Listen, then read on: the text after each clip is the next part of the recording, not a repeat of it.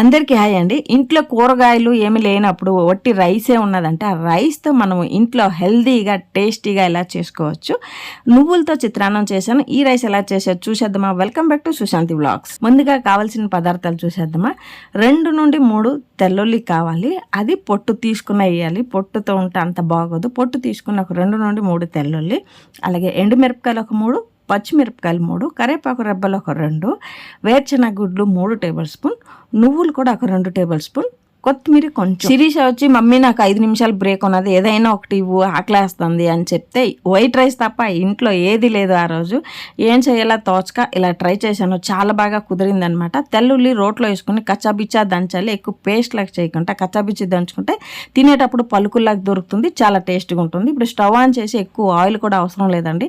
2 table spoon oil వేసుకుని ఆవాలు జీలకర్ర పావు టేబుల్ స్పూన్ వేసుకుని, పిల్లలందరికీ వేరుశెనగ గుడ్లు అంటే చాలా ఇష్టపడి తింటారు. అలాగే మంచి ఫైబర్ ఉంటుంది, మన హెల్త్కి చాలా మంచిది. వేరుశెనగ గుడ్లు మీడియం ఫ్లేమ్లో ఒక 5 నిమిషాలు ఫ్రై చేసినామంటే మంచి వాసనతో ఫ్రై అయిపోతుంది. తినేటప్పుడు కర్రం దొరుకుతుంది.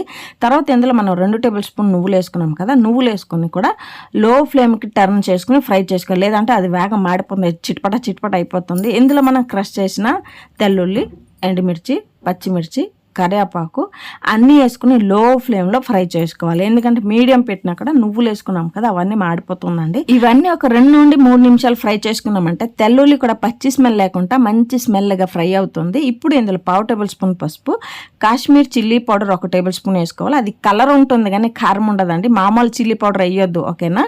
కాశ్మీర్ చిల్లీ పౌడర్ మాత్రం యూజ్ చేయాలి. ఇందులో గరం మసాలా, జీలకర్ర పౌడర్ ఒక పావు టేబుల్ స్పూన్ వేసుకుని అన్నీ కూడా లో ఫ్లేమ్లో కలపండి. గుర్తుపెట్టుకోండి, ఆయిల్ కూడా ఎక్కువ లేదు, మాడిపోతుంది. ఇందులో వైట్ రైస్ ఉందని చెప్పాను కదా, వైట్ రైస్ తగినంత వేసుకొని సన్నంగా కట్ చేసిన కొత్తిమీర కూడా వేసుకొని, కావాలంటే లెమన్ జ్యూస్ ఒక హాఫ్ వేసుకోవాలండి. లెమన్ జ్యూస్ వేసుకుంటే ఇంకా టేస్ట్ బాగుంటుంది.